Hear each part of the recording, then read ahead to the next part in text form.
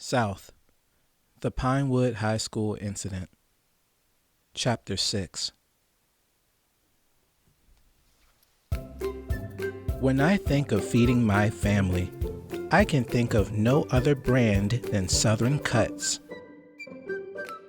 From their large selection of meats utilizing the best poultry and livestock, as well as alternative meats such as lab-grown solutions which use abundant algae blooms and other renewables. Southern Cuts is a one-stop producer that will feed any crowd, no matter how ravenous. Try our line of oven-ready bakes to shorten dinner prep to less than 15 minutes a meal. Worried about cleanup? Every dinner comes in a throwaway container that goes from the oven to the table to the trash with no fuss. Get yourself down to your nearest grocery store and try Southern Cuts today and gain a new perspective on meat. Southern Cuts, a Cadwell company. Cassidy maintained her focus on the screen of the TV without moving, her attention locked on the intricacies of each pixel that emitted light. She wasn't herself. Rather, there was something within, an entity she felt she had no control over, that wanted to experience everything it felt was new to it. Even the air around her felt foreign, as she seemed to analyze each breath. Another advertisement presented itself, this time for another breakfast cereal she knew she didn't have yet. She wondered if she should try it, the thought seeming to please her passenger with memories of enjoying other cereal brands growing its appetite. As she continued to allow the entity within her to enjoy itself, with the lights and sounds of her reality, a sudden press of the power button forced them both to focus on the enemy in the room. Cassidy. A gentle voice that she thought familiar tried to reach her. "Hey, Cassidy, it's First Lady Martha. Do you remember me?"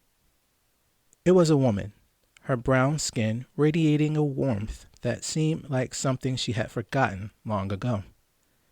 Cassidy didn't answer. Rather, she couldn't, due to the entity holding her mouth closed. She didn't like being controlled in that way, but she supposed that there was going to be a good amount of time for them to figure out how to operate her body together. She turned her attention back to the now black TV screen and waited for it to turn back on. Instead of her desire manifesting itself in the automatic return of their entertainment, she was presented with the woman who continued to be a nuisance, standing in front of them with her thinner frame. "Cassidy, we would like to speak with you in the dining room." Martha continued to reach for her. Cassidy felt the creature writhe within her, its irritation at not being satiated, making both of them react by staring the woman down with a hard look. Martha seemed to not catch on and, instead of leaving Cassidy to her devices, extended her hand towards her in a gesture of goodwill. At first, Cassidy ignored the attempt and maintained her gaze on the intruder, but then, perhaps out of curiosity or forwardness, the other one used her hand and met the woman's intent.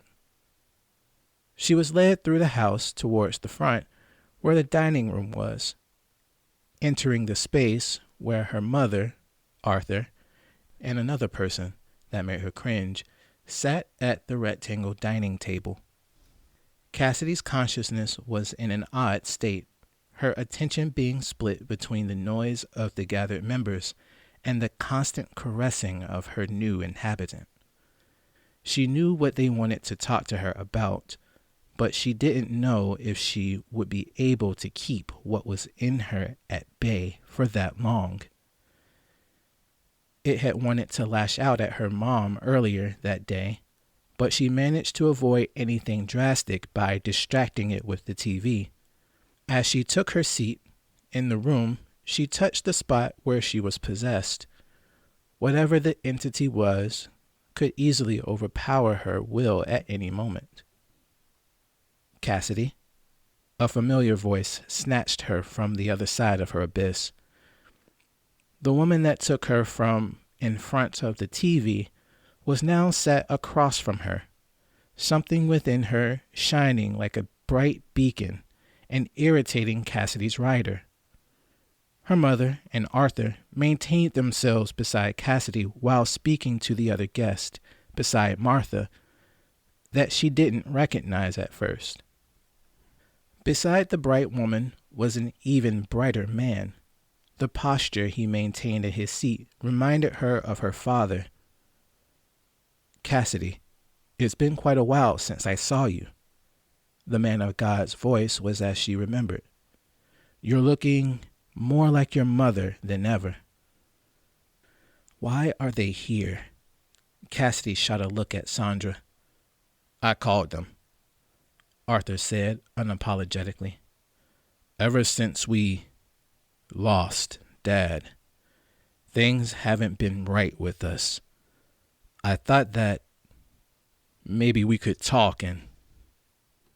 Cassidy rolled her eyes. The same feelings that gripped her before with her father seemed to return in that moment. She remembered the conversations they would have, his insistence that she focus her attention on God and let go of trying to fit in at school. He would call them distractions, not fit for her care. A part of her knew that was true, but even with the realization that it was the right way of thinking, she would constantly struggle with the commitment. Of all the things she was asked to accept and work through, her relationship, as they called it, with God was not something she felt she could grasp. What's there to talk about? Cassidy narrowed in on Arthur. I think it's pretty cut and dry, right? Dad's dead. That's the way life is, isn't it? That's a part of it, yes, the Reverend chimed in. Life is fleeting. What we do while we live is share what we know with who's around us in hopes that they continue to teach others. Sister Cassidy, death isn't the end for God's chosen because we continue through the ones we help. By that logic, your father is very much alive, right? Cassidy folded her arms. The thought of her being lectured yet again by one of God's elect frustrated her. What sense did it make what anyone left behind? In her mind, all that mattered was the moment. Who was there in the moment to help lift the burden of life off of each other's shoulder? When someone was dead, that was the end. Their influence would stick around for a little while, but after the next generation, they would be forgotten. She shifted her attention to her mother, who was focusing her attention on a cup of water on the table and sighed. Mom, Cassidy began, did you tell the Reverend how your appointments have been going? The doctors have been saying that she's regressed since the initial accident. Did you tell them how you've been supplementing the meds you were supposed to be taking with a homegrown remedy? She shifted her attention to Arthur again. What about you, big bro? Have you told the good Reverend about the swimming pool of alcohol you've been coddling yourself with every night? That's enough, Cassidy. Arthur began to frown. Is it? What are you going to do? Launch yourself at me again, like before? I said I was sorry about that. He balled his fist. Cassidy felt her heart racing, but she didn't care. Her anger began to stir to the point that she stood from the table. If any of the gathered members of the house were not looking, they were staring with shock then. She wasn't normally that aggressive. She knew that there was something wrong with her, but in the moment, she didn't care. It felt good to get them to notice her for once, to have them understand that she was just as powerful, if not more so, than them. She felt its hands on her shoulder, claw-like and monstrous, feeding her what to say at her accusers. You think that you're better than me, right? Idiots. All of you. Nothing but corpses waiting to be eaten by worms. I see it now, the Reverend said as he stood to meet her gaze. I see what's gripped you, Cassidy, and it's ugly. But we can cast it out.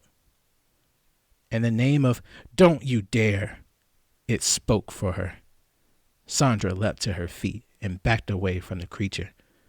Arthur also stood, but he positioned himself in front of their mother to protect her. It looked at them as they positioned themselves in formations not familiar to it. The men didn't seem to be nearly as afraid as they should have been, and the other woman was doing that silly muttering with her head bowed. The girl's body wasn't as frail as it had initially thought, but it wasn't as strong as it wanted either.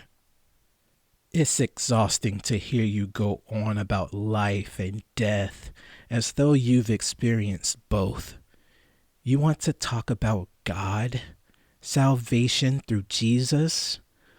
We've treaded that path before, and look where that got us.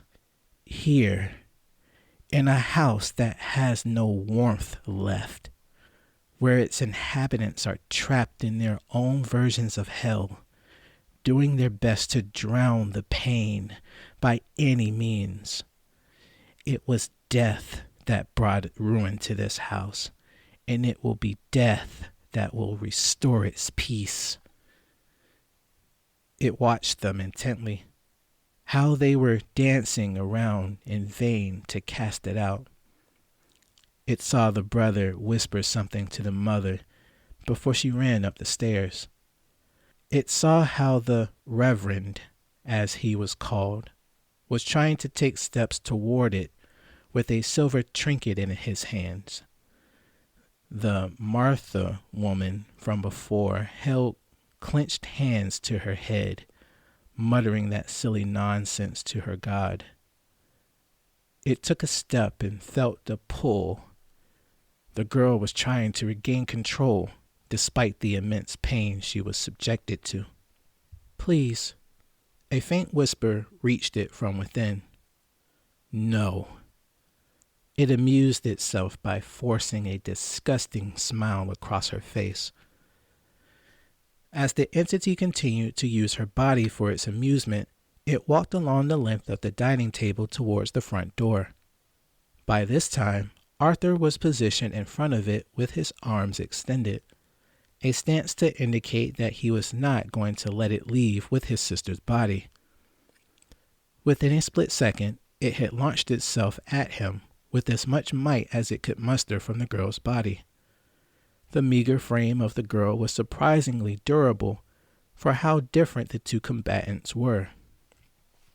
It managed to struggle against the taller man with equaling strength, something it assumed was the result of something interfering with the girl's natural state. It managed to shove Arthur away from its path, and when it was by the entrance to the dining room, the Reverend grabbed it from behind and placed the trinket on its forehead.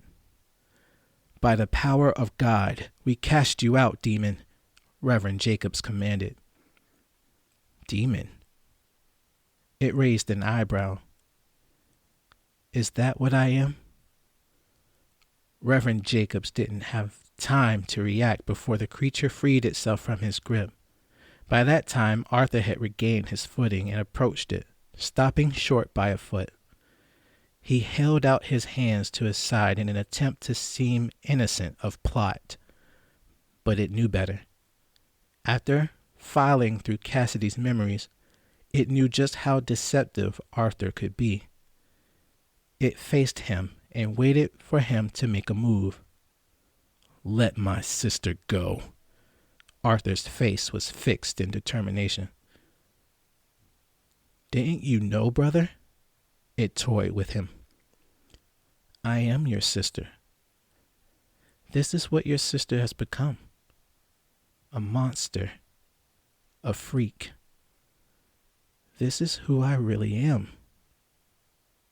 I hurt people and cause mayhem wherever I go. A demon? Yeah, I guess that's right. This entire time, the girl you thought you knew was a demon, hell-bent on destroying lives. Arthur, Cassidy began to break through. Her mind frayed from the constant struggle. Arthur's intense ire eased as he saw his sister for the first time since the conversation began, and took a step closer to her. It was for naught, however, as, when he had approached her, she punched him as hard as she could in the sternum. The impact was not what he had expected, the air in his lungs releasing with enough force to drop him to the floor. Upon doing this, Cassidy stared blankly at her hands, and then to her brother, who was gasping for the air he lost. She looked at Reverend Jacobs, who had cowered back towards where his wife was, and began to cry. Please, she said as her mother appeared behind her. Get it out of me.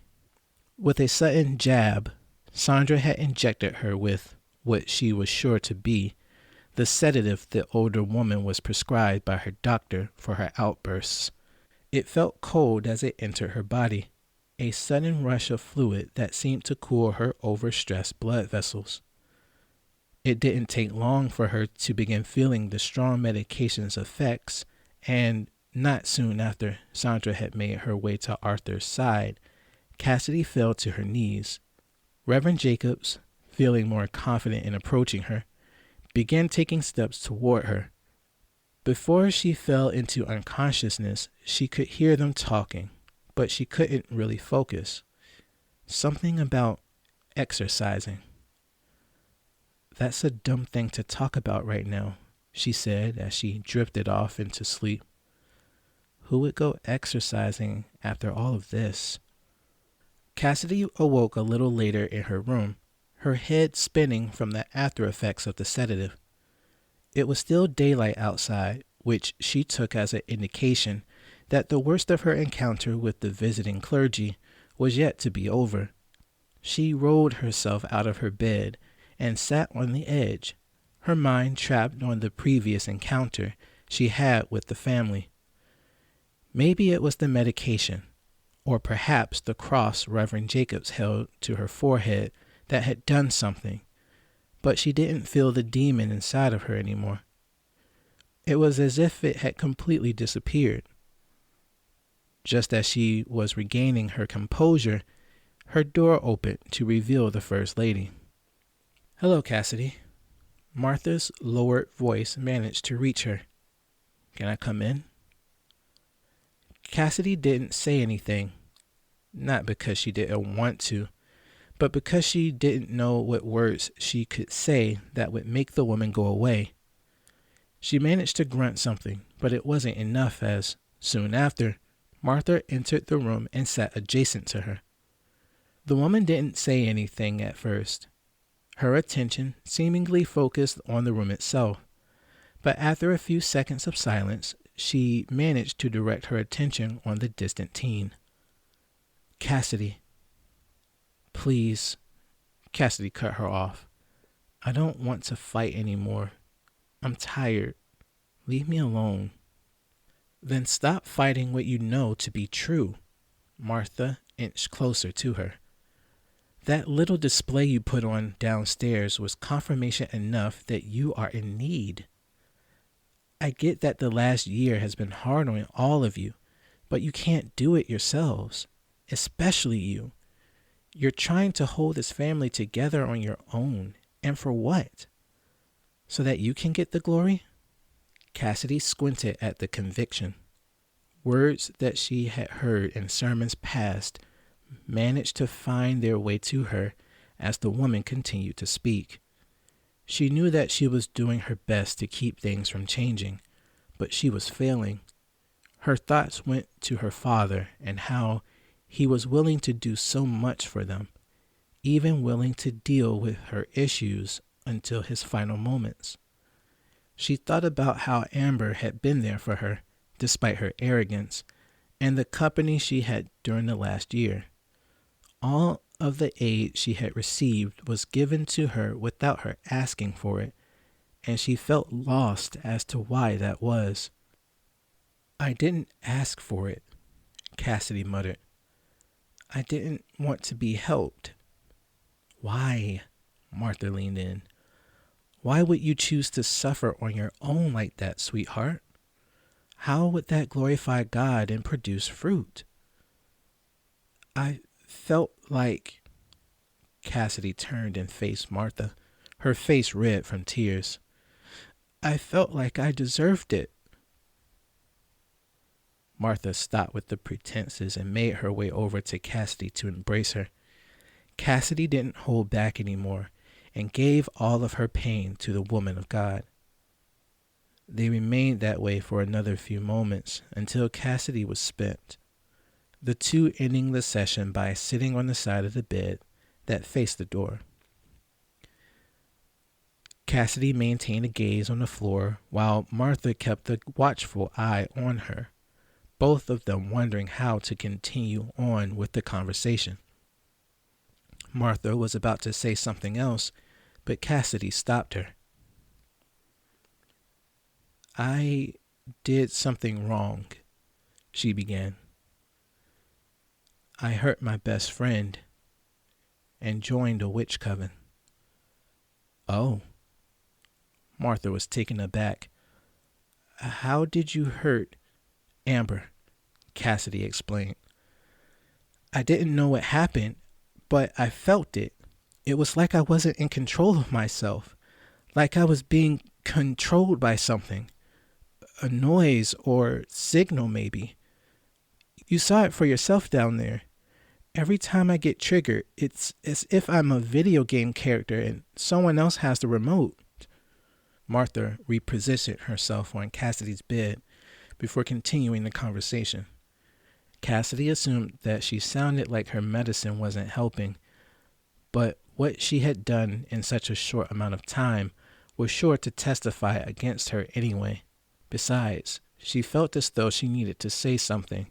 So much was changing in her life so quickly, which was sure to mean that something was wrong somewhere. Could she fix it somehow? What could she do against something that she could not see? What if there was some nefarious force out to get her that had her utter destruction as its main objective? As the storm continued to churn in her mind, something that Martha said pulled her from her chasm. "No, you're wrong," Cassidy snapped. "They have been nothing but supportive of me and what I want. They help me to understand what being a woman really is and..." "Cassidy, you already know what I'm going to say," Martha interjected. "The word speaks against divination and witchcraft for a specific reason. Do you think your effigies and rocks to be greater than God, the one who created everything in existence?" Cassidy tried to choose her words. "I know that my sisters were there for me. Where were you?" Martha raised an eyebrow and nodded a little at the teenager's bold statement. Cassidy felt herself shudder at the thought of challenging an older person and wondered what ridicule she was going to face for being so forward. But it had seemed that Martha was asking for it.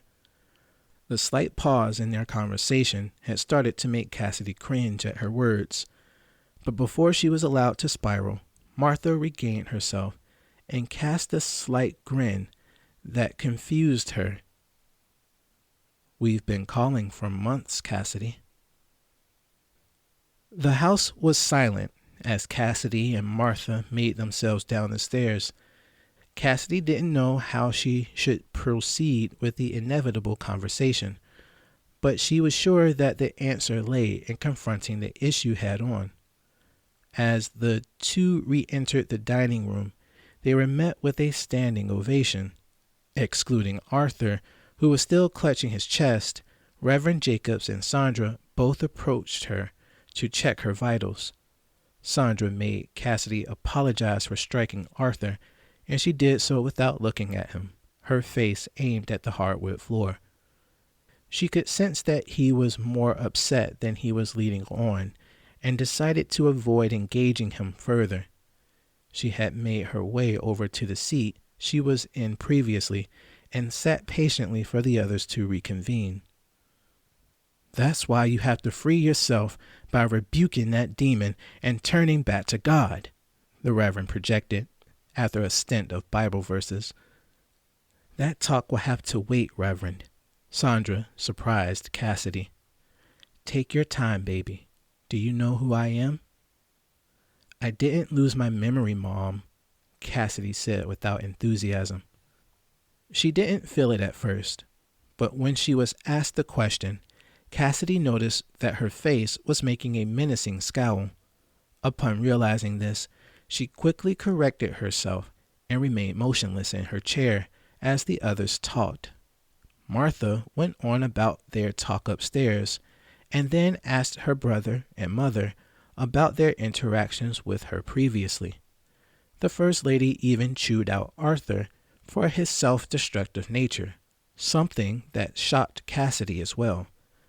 She had thought that she was the only one to be punished for the way that the house was being ruined.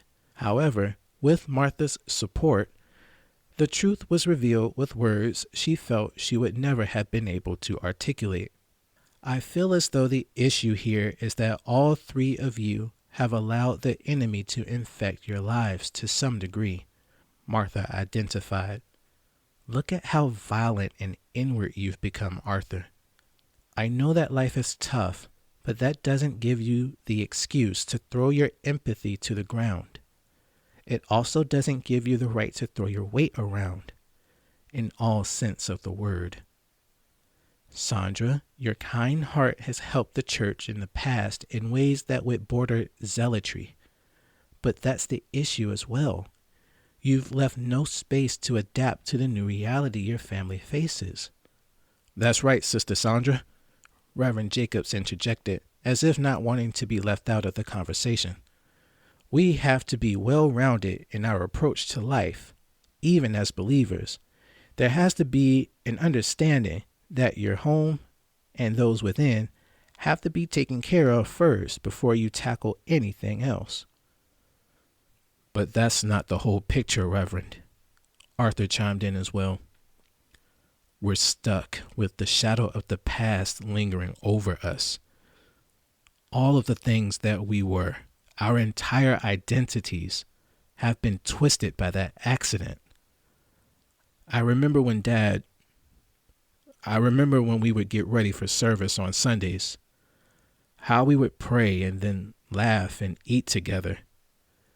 I remember how, in service, I would tease Cassidy as she would sit in the choir stand, her chubby face filled with so much enthusiasm." Arthur stopped himself before he could choke on the memories. The room grew silent again as the three victims collected themselves. The Reverend and First Lady took the chance to prepare another scripture, while Cassidy stared off into her mind. She remembered the bits about the choir and Arthur's dumb face as he tried to make her laugh.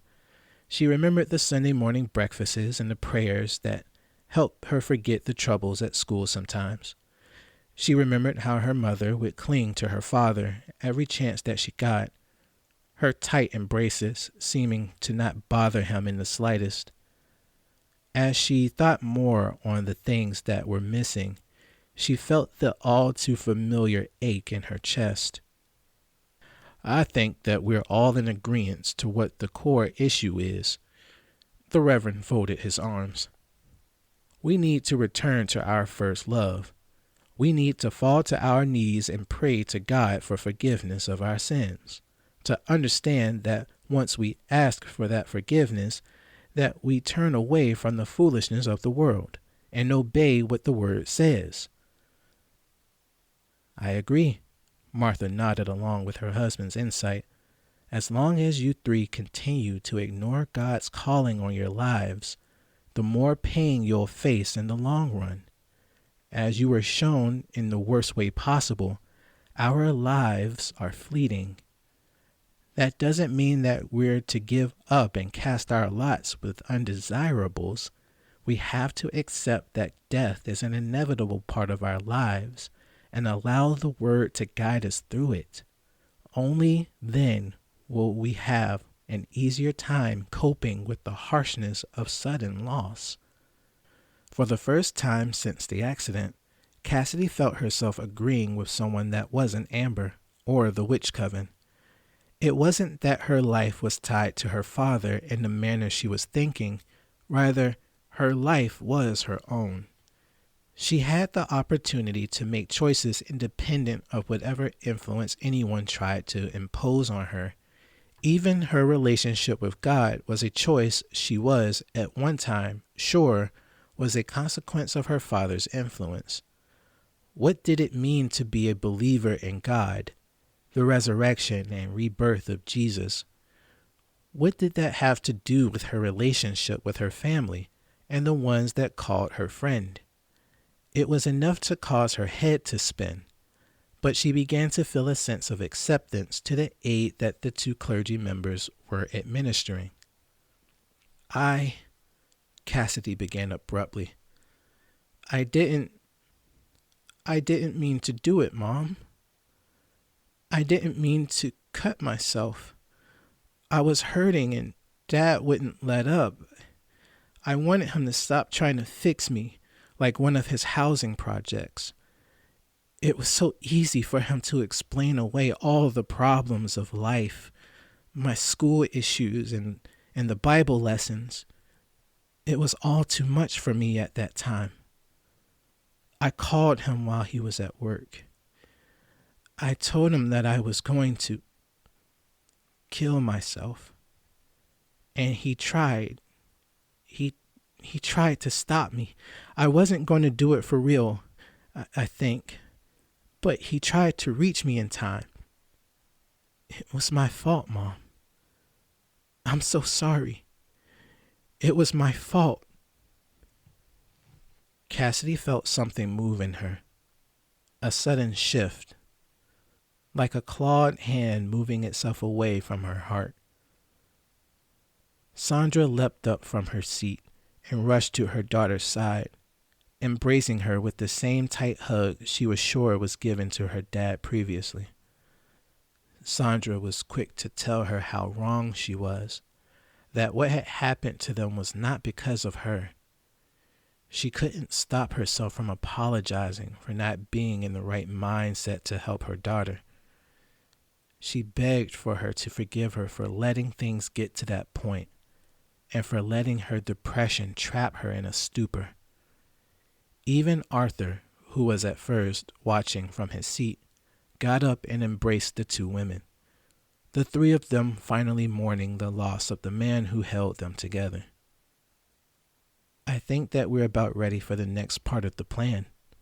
Martha smiled at her husband. Yes, he agreed. I think that they're ready to begin healing the way God intended.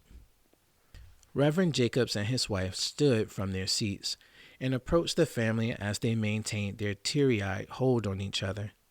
The Reverend prepared to read the scripture he had prepared while Martha readied herself with the anointing oil. They were ready to exorcise the home and the parishioners of all the negative influences that had gripped their lives up to that point, to pour out their cups filled with the nonsense of blame and doubt in God. The demonic presence that had found its way into their lives was about to be removed, and God's love was going to enter entirely. As the Reverend was about to begin the reading, the doorbell rang. I'll get rid of them. Arthur collected himself and walked towards the door. Cassidy could hear the door open slightly, and a familiar voice echoed into the home. It was Jessica. Her unmistakable influence seduced her eardrums as she confronted Arthur. Cassidy had stopped focusing on the moment she was having with her mother and the others and listened as Jessica continued to try and force her way into the home, citing concerns that she was having due to not hearing from Cassidy in some time. When it had seemed as though her friend was about to give up and leave, Jessica managed to break through the barrier that was her brother for a second time and entered the home regardless. The moment was upended. The girl that she had only met nearly a month ago barged into the space that was being reconsecrated with little abandon, her very presence causing Cassidy's new inhabitant to stir in gleeful anticipation. Neither the condemnation of the Reverend nor the rebuke she faced from Arthur or Sandra deterred her from the mission she was sent on, most likely from Lydia. Jessica stood at the entrance to the dining room and folded her arms. The rebel of a girl wore the attire of one that was used to entering places no teenager should enter. Dark eyeliner accentuated her youthful sunbathed face. At once, Cassidy remembered why the invader was there. She had forgotten about the rally the coven was to protest at. "There you are, Cass," Jessica said as though she was smiling, but she wasn't. "Looks like I got here right on time. Come on, we're about to be late for the meetup." "Jess, Cassidy was about to say. "Excuse me, miss." Martha moved in front of Cassidy. "Cassidy isn't ready to play with you today, so please leave. She'll see you another time." "Is that right?" Jessica's smile appeared. The walls in the home seemed to move in on Cassidy as her gut tightened. It was the worst of scenarios she knew would present itself, but for it to occur then didn't seem to be a coincidence. For the longest time, Cassidy had battled with her identity, and when she had joined the witches, she thought that her search was over. The way how she was cared for by her sisters was the kind of attention she was after the entire time, but that was to be challenged by what she was born to accept as right. There seemed to be no way to avoid the influence of the church. Everything that was said in the last few moments with the visiting clergy was a testament to that. "Cassidy, come on," Jessica taunted. "Or do you want to stay with the oppressors?" "I think that you have the wrong impression of the church, young lady," the Reverend interjected. "The only ones oppressed are those who continue to live with no standards. Is it oppression to be led through the worst times of your life by a doctrine that has been tested for thousands of years? To be held to account by the one who created the very earth that you're standing on? The air that you take for granted every time you blaspheme?" Jessica's eyes narrowed on the Reverend, her ire seeming to direct itself at the light within him. Cassidy cast her gaze around the room at everyone gathered and let herself think for a little. What she was going to do had plagued her. The thought of abandoning her commitment to the ones she had promised herself to seemed like a sin in itself, but a sin to who? There was no specific god or goddess to stoke the flames of retribution against with the witches. For all intent and purposes, she was her own in that regard, able to take control of the primordial in accordance with her own will. Jessica was living proof that the ability to take charge was as simple as willing it to be, the transmogrification of her identity being hers by birthright. On the other hand, the Christians and their dependence on a God that would destroy them if they stepped out of line, seemed to be more masochistic than peaceful. But the lessons from the generations past seemed to make up for the supposed sadism. Cassidy wondered if she should speak. Jess, can we talk later? I think. No. Jessica's judgmental gaze stabbed Cassidy in the stomach. You swore yourself to the coven and to Mother. Do you always abandon your commitments so easily? Is this group of child molesting groomers the family you wish to stay with? Here, Mr. Holy Man, I'll make this easy on all of us. Choose this day, Cassidy, who you're going to serve. This lot and their pretend God, or yourself and the sisters that helped you when you were ready to end it all. There was no backing out or stalling anymore. Cassidy had to make a choice. She wanted to be with everyone, to have everyone accept her for who she was and what she wanted to be. But what was that? What did she want to be? Was it a witch of the Blackroot Coven, beholden to herself and the ones who called her sister?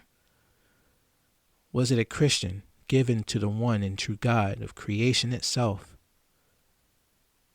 Was she meant to walk the line between both or abandon them completely? She tried to force an answer out of herself with as much effort as possible, but no answer was given. There was no coercion that compelled her in one way or the other. The choice was truly her own to make.